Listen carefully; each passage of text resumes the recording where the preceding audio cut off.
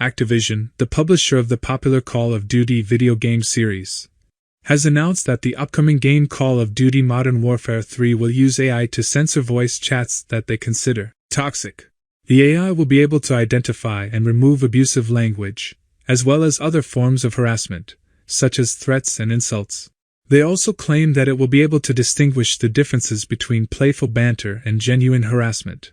But I'll believe it when I see it. Players will not be notified when their voice chat has been filtered, and they will still be able to communicate with their teammates, which is similar to shadow banning on social media. Activision believes that it is an important step in creating a more positive and inclusive gaming experience, which it isn't.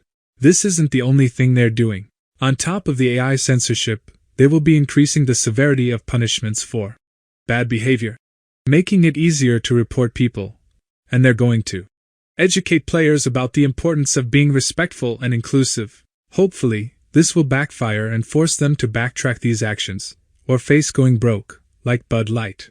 People plays games to escape reality for a short period of time. When you bring other people's political agendas to the game, people will look for an alternative.